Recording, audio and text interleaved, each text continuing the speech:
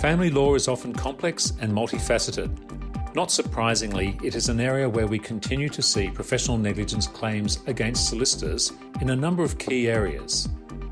In this program, Renee Stevens, Legal Risk Manager at Lawcover, and Kristy Nunn, Director at Mullane Lindsay, discuss the key risk areas in family law practice, the pressure points that present themselves in each area, and how you can manage this risk effectively.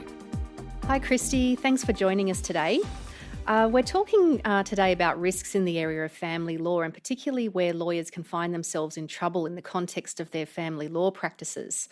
So I thought we'd start by looking at some of the risks associated with binding financial agreements, which are an integral part of many family law practices. What are some of the risks that lawyers should be looking out for in this area? Thanks, Renee. It's my pleasure to be here with you. Financial agreements is a very apt area to start when we're talking about in the family law areas, because in respect of financial agreements under the Family Law Act, there's virtually every agreement carries with it some sort of risk.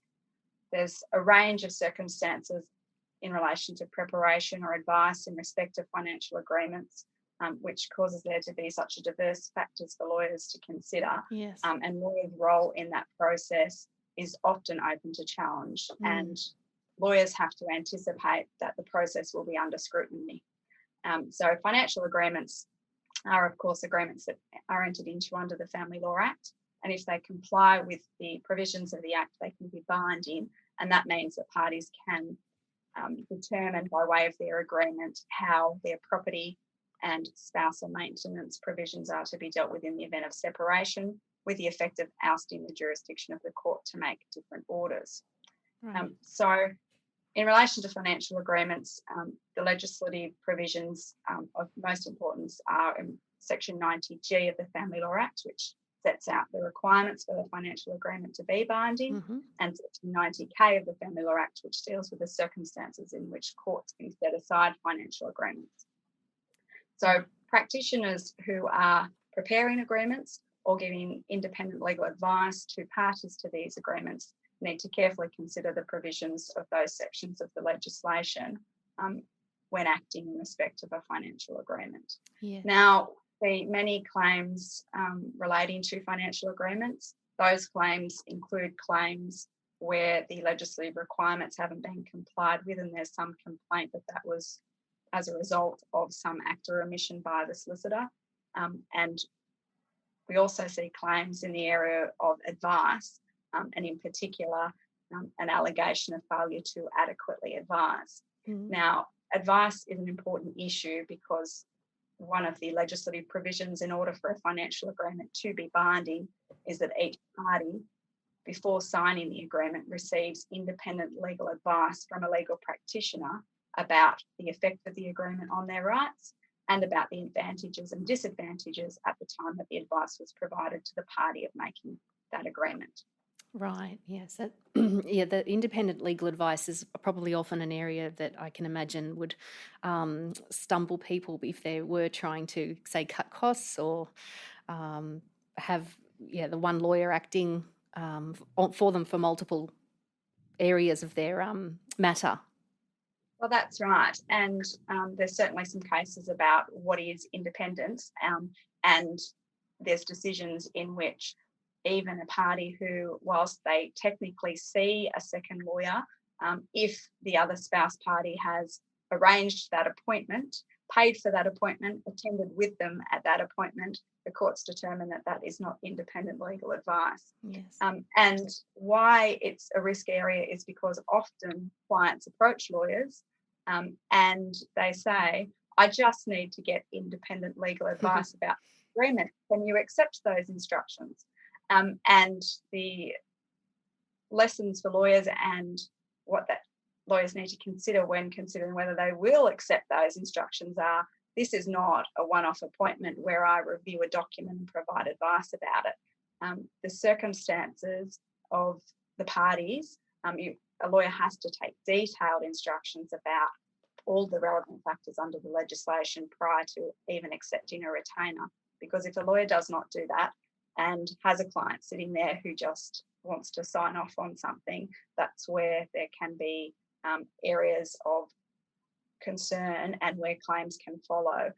And we have seen so many claims where they arise from one-off appointments to provide independent legal advice in relation to financial agreements. In terms of getting that proper advice and other things that come up in the context of that, such as special disadvantages as between the couple themselves. I don't know if that's an issue, such as unequal bargaining power or cultural issues that can come up. Oh, yes, Renee, and a financial agreement is a contract, so contractual law provisions apply to the agreement, but there's also, as I mentioned, the provisions of Section 60K and circumstances in which an agreement can be set aside. So a practitioner acting for a client in circumstances where there is unequal bargaining power or cultural issues needs to take all of those factors into account.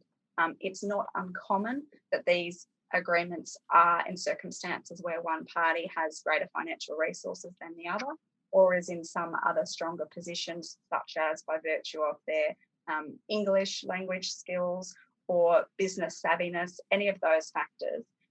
And lawyers have to know the principles about when an agreement can be set aside, if they're acting for the stronger party, to take as many steps as possible to put that party in a position where their agreement will be binding. That will include things like making sure there's not time pressure in the entry into the agreement, making sure there's time for adequate financial disclosure, ensuring that the stronger party provides access to business records, accounting records, so that there can be no suggestion that there has been a failure to disclose to a party entering into the agreement. The language issue is very relevant in circumstances where English is the second language of a party. In order for the agreement to be binding, they have to enter into it, and so that might involve things like ensuring that there's an interpreter available, not just for the conference in which the agreement is signed, but throughout the process, including the advice given by a lawyer to that person.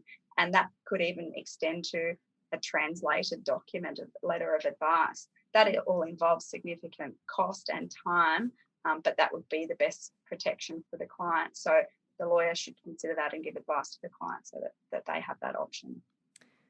Yes, I think there was a case on that, wasn't there? The New South Wales Supreme Court case of Rogic and Saman.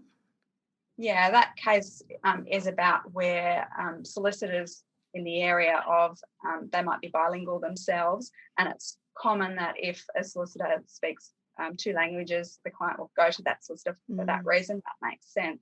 But in that decision, the trial judge observed that interpreting and translating are highly skilled occupations, and professional interpreters have a code of ethics that they have to adhere to. And solicitors should really exercise caution when they adopt a position of both solicitor and interpreter. And there's also the possibility that there might be some conflict of interest, particularly if there's a question about the nature or extent of the independent legal advice.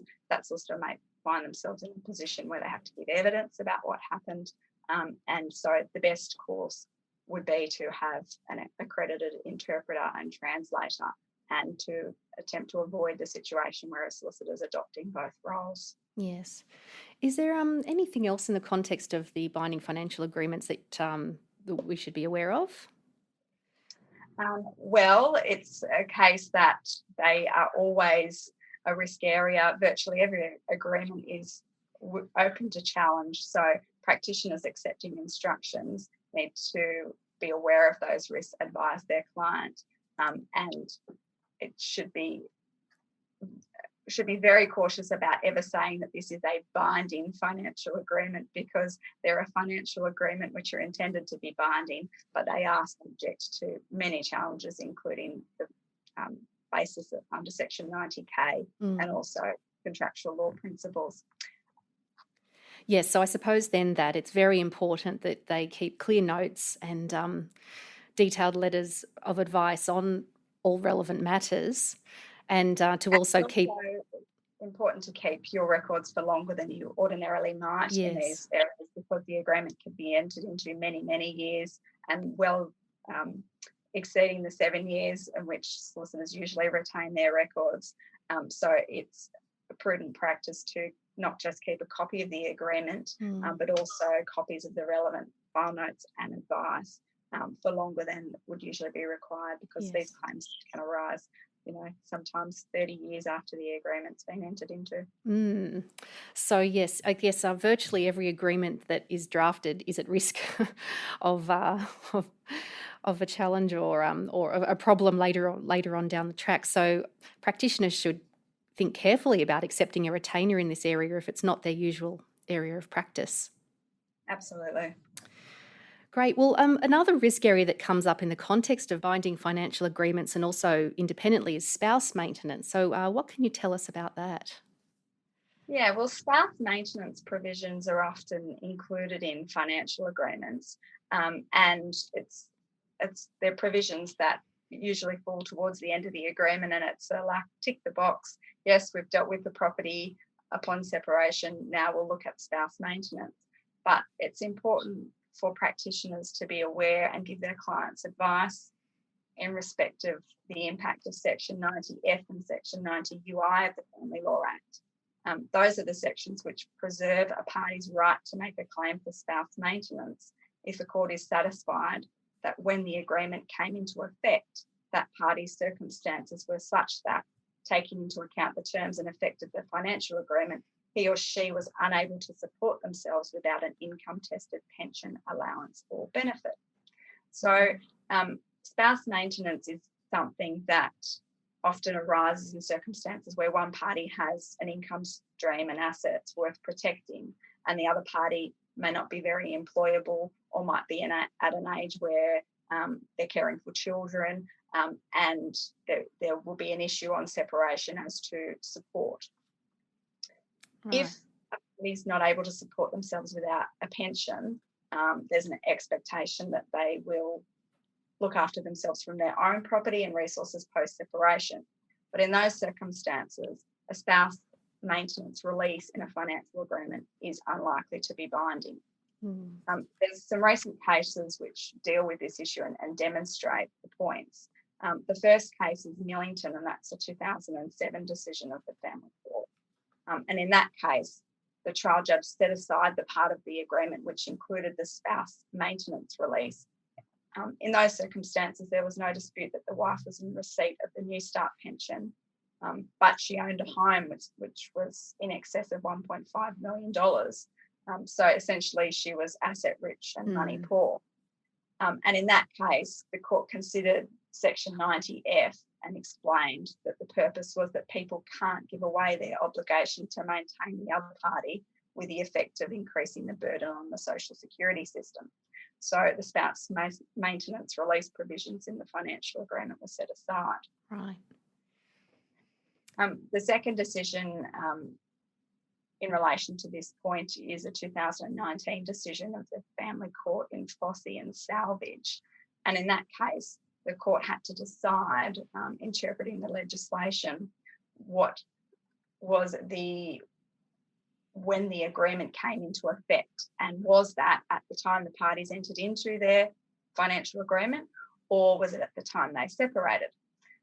The court determined it was at the time they separated, and the practical effect on that for parties is they're entering into a financial agreement at a particular time, but they can't say what the parties' position will be in the future. So you may be entering into an agreement at a time where both parties are in employment, and the provisions therefore would satisfy the legislation, and you consider you have an effective spouse maintenance release, but in fact circumstances occur following that after separation for some reason or another the party is unable to support themselves. It is at that time that the agreement comes into effect pursuant to the legislation. So spouse maintenance is just an area for practitioners when there's releases in the agreement to make sure they give adequate advice, because a client it would be reasonable for a client to consider that applies then and based on the circumstances that they know it, but that's not the case. Yes, and their circumstances could be quite different at the time when they're actually trying to. Absolutely. Yes. And it also comes up, spouse maintenance, I guess in the context of spouse maintenance orders is also an issue. Yes, so spouse maintenance is an area where orders are not that common, but when they are made, they can have quite significant effect on parties. So there's two cases I wanted to talk about, just to give an illustration about how orders that are made can have a continuing effect on one party when they may not have anticipated that might be the case, either at the time they consented to an order or at a time when the court made that order. The first case is a 2019 decision of the Family Court in Bodily and Hand. And in that case, there was a claim for spouse maintenance of $3,000 per week, which was indexed annually. The husband, who at the time when the wife made the application had been paying spouse maintenance for 17 years, and he was well and truly over it. He wanted to retire from the workforce and he was suffering from cancer. He was 62 and the wife was 61. They had separated in 1998 and the wife was diagnosed with MS at that time. And by November 2009, she was housebound. So at the time the order was made, the wife had MS, the husband had a good capacity. So the order was made for $3,000 per week, indexed annually. The husband consented to that order in circumstances where it's very likely the order would have been made by the court. But after 17 years, his circumstances had changed. He remarried and he had 2 minor children. His new wife was also financially dependent on him. So after a contested hearing in 2012, he'd been ordered to pay the wife the $3,000 per week, and he was also ordered to pay a lump sum of $120,000. An issue for consideration in that case was at what point is it no longer proper for the spousal maintenance order to continue? Is retirement or anticipated retirement a time where the court should look at reconsidering the order? The court was also considering whether is it appropriate to ask someone to liquidate their assets to pay spouse maintenance or not. In these decisions in the family court, they have a wide discretion, and the legislation refers to concepts such as adequately, proper, and reasonable. But ultimately, in this case, it was a mathematical exercise about what level of support this former spouse required in order, and the spouse maintenance order was continued. Yeah, it's I guess, I mean, there's that discretion on the court there, and really, I mean, you just how the circumstances change over time, and I mean, that's a really good example of that. Thank you. There's also, I think, another case there that is worth mentioning of Blevins and Blevins. Yeah, that's a 2019 decision as well, and I just mention it because it's another example of a spouse maintenance order which has a long tail, and the relevance is that when orders are made, practitioners really need to give careful advice to their clients so that they're aware of this, to avoid there being an assertion later that clients either consented into orders without full knowledge of what the effect of that might be in the future. And also the relevance of this case is that there's a 12-month period for bringing an application for property settlement after divorce. But in this case, the court determined that that doesn't apply when there is an order for maintenance in circumstances where there's been a previous order for maintenance. So essentially it's a revival of an order. So the case involved an application for spousal maintenance by the wife, and the application was made 22 years after they'd divorced. The wife was 69, the husband was 71, but there had been an order made in 1999 which required the husband to pay the wife $750 per month until July 2009. But in the orders also provided that the wife was then at liberty to seek further payment of spousal maintenance. Now, you can understand why that order might have been included. It's a way to potentially get a settlement over the line. You say, well, we'll just liberty to reconsider it later. And the effect in this case was that when the wife's circumstances changed, she lost the ability to claim an age pension. She was living off her superannuation, and she brought an application to amend the maintenance provisions, and the judge found that the 12-month limitation from the date of the order did not apply to the matter where an order had been made in respect of maintenance of the wife in those proceedings previously.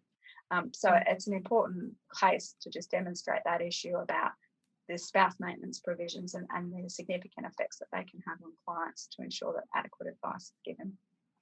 So what would be the main message then for the takeaway in this area about spouse maintenance, after having a look at those particular cases, would you say? Yeah, well, spouse maintenance should not just be considered something that's an order that can be made just at the time for an interim period, as it often is, because there can be, and there's not many cases, but there can be circumstances in which it has long-lasting effect for parties. And whilst the orders made under the Family Law Act for property settlement seek finality with respect to the financial relationship between the parties, spouse maintenance doesn't sit within that, and there is risk that there can be an ongoing financial obligation by one party to the other. Yes. Under the maintenance provisions of the Act. Right. I guess another area that is a risk minefield in the context of family law is child support and child support agreements, particularly if it's not an area that practitioners are experienced in. So what are the main things that we need to be looking out for in that area? Yeah, the child support legislation is very complex, and practitioners who act in child support matters should make sure that they have the time, all the resources available to ensure that they can either research the provisions if required, or obtain advice from someone who is experienced in this area, because they're not simple matters. And we've seen lots and lots of claims in this area simply by virtue of the fact that the child support aspect of the whole family law matter hasn't been given the attention that was required, which had some serious consequences. So to give examples, some claims examples that I'm going to talk about, where simple mistakes or failure to review the legislation and the effect of the two principal acts and the many sets of regulations has caused there to be a claim made against a solicitor. Yeah. Okay, so why don't we then just look at some examples of claims then in this area? Thanks, Renee. The first claim example is a claim relating to child support when one of the parents resided overseas. And we've seen lots of claims in this area because it's an area where there's been lots of legislative change, and it's practitioners really need to keep up with the up-to-date changes. The first example is where the mother resided with the child in Australia and the father was a resident of the USA. The solicitor who I acted for the mother, and the parties had reached a family law agreement, and part of that agreement was in relation to child support, child maintenance for the one child. The agreement they had reached was that there'd be a payment of $10,000 US per month for the child. Those orders were included in the overall property settlement and parenting orders that were made by the family court in December 2006. What happened? The father complied with those orders for 7 years and paid his $10,000 per month until some point in mid-2014 when he decided to apply to the child support agency, and his child support was assessed at $2,000 per month. The mother brought a claim against the solicitor, and the key allegation was that the solicitor failed to adequately advise her in relation to formalising their agreement in 2006 for her to receive $10,000 per month until the child was 18 years of age. By mid-2014, the child was then 14, so there was another 4 years. Yes. The issue in the claim was that at the time the parties entered into the family law orders, both the solicitors for the mother and the father believed that an application couldn't be made under Part 4 of the Assessment Act because the father was not a resident of Australia. And if you simply looked at Section 10, the definitions, and that act alone, that would be the conclusion that would have been formed. However, there were regulations which provided that a liable parent in a reciprocating jurisdiction would have been eligible to make an application through the central authority, the overseas agency. It was then necessary for the solicitors to go to a second set of regulations, the Child Support Registration and Collection Overseas Related Maintenance Obligations, to ascertain that the USA was a reciprocating jurisdiction. So what happened was none of that happened. In 2006, the orders were made by the registrar of the court.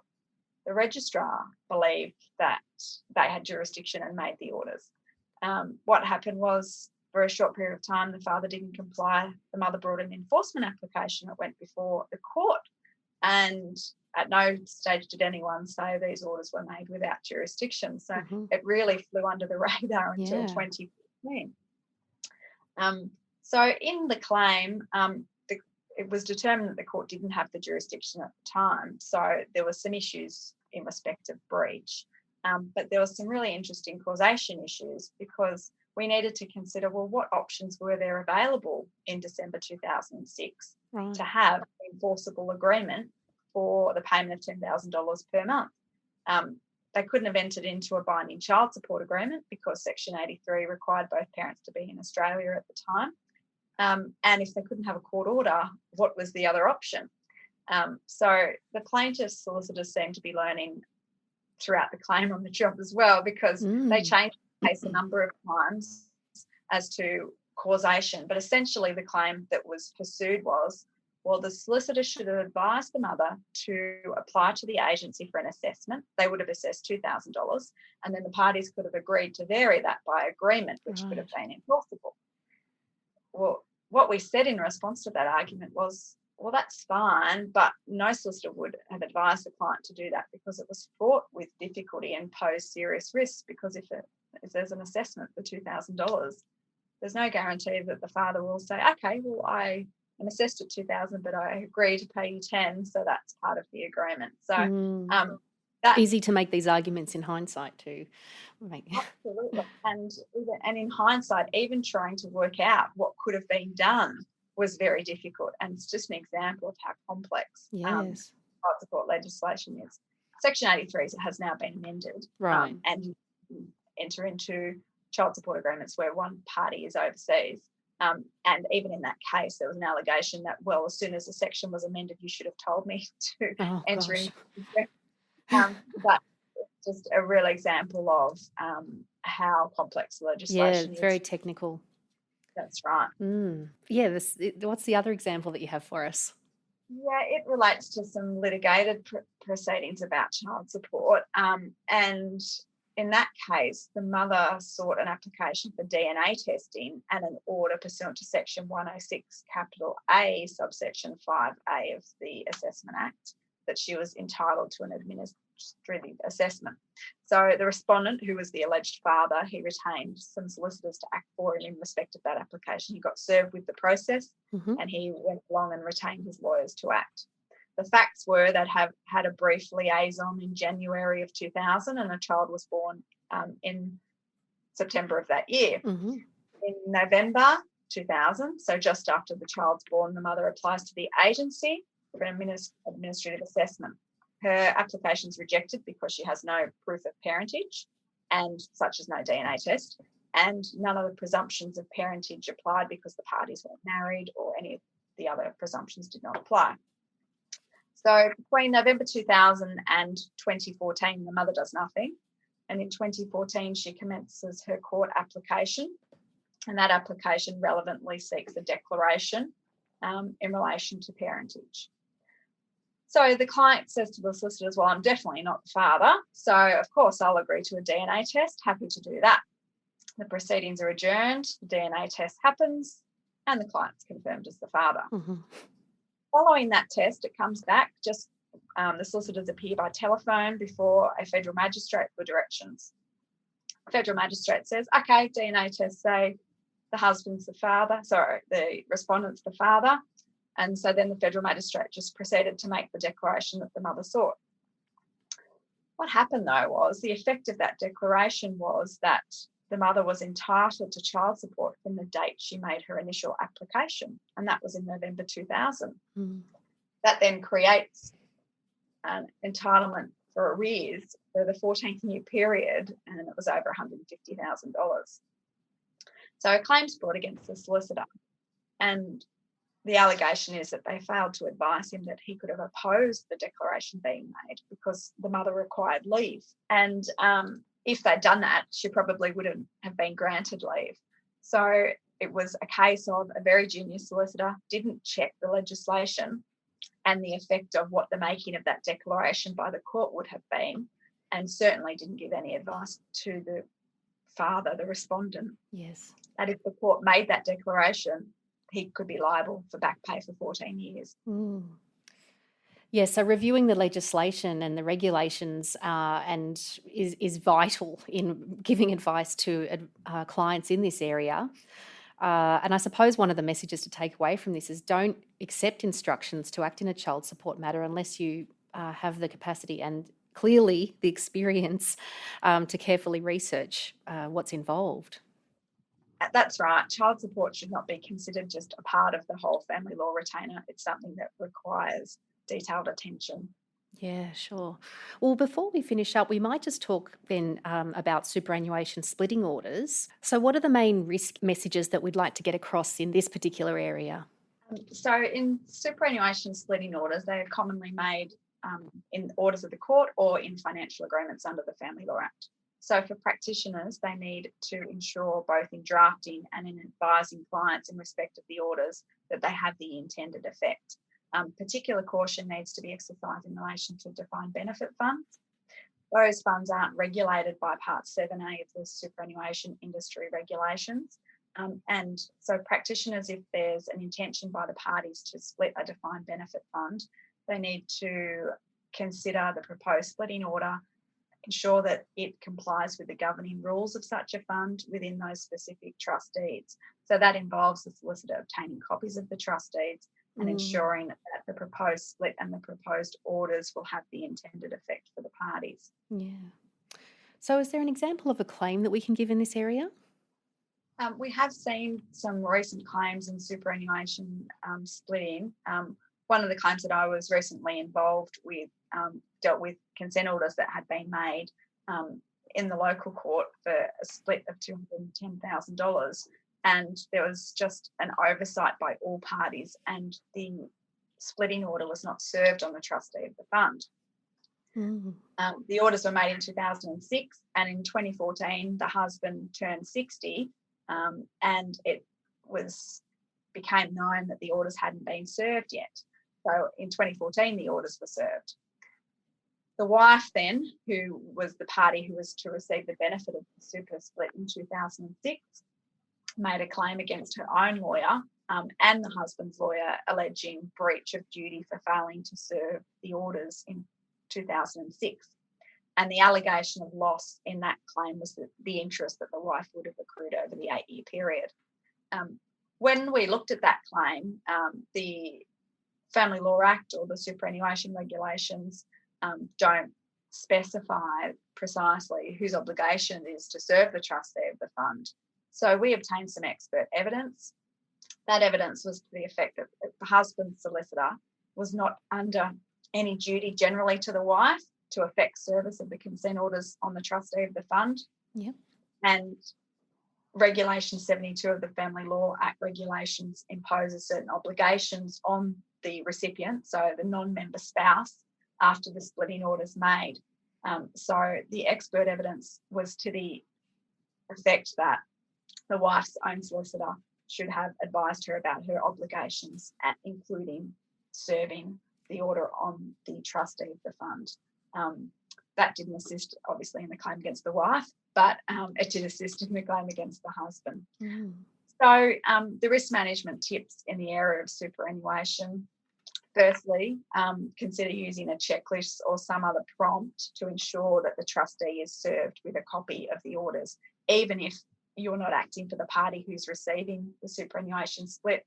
My view is it's prudent practice to do that to avoid any issues about costs, interest, transfer of funds later. Yeah. One of the claims I was involved with, the trustee of the fund wasn't served. The husband then rolled over his funds into a self-managed fund, and then later on those funds weren't available.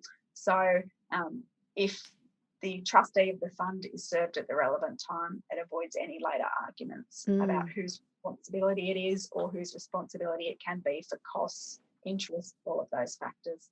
in terms of working out whose responsibility it is to serve the trustee, it seems like such a small point, but it can obviously have such major ramifications.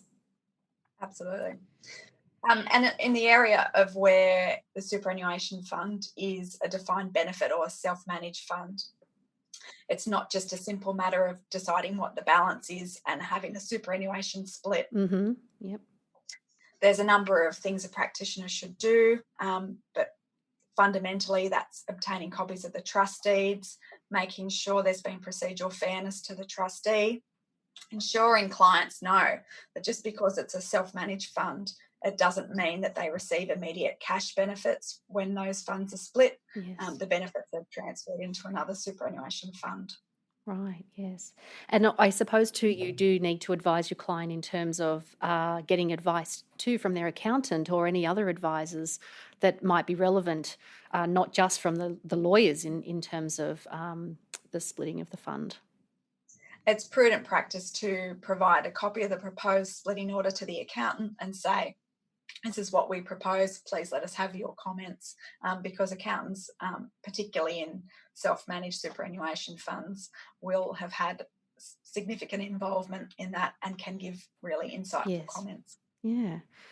Oh, it's there's certainly so many things to be considered in these areas. So thank you very much. Those are really great risk messages that we can take away in the different areas that we've covered in the context of family law. So thank you so much, Kristy, for talking to us today. It's been really great. It's my pleasure. Thanks, Renee. Thanks for listening to Risk on Air by Lawcover. Join us for the next episode and subscribe to stay up to date.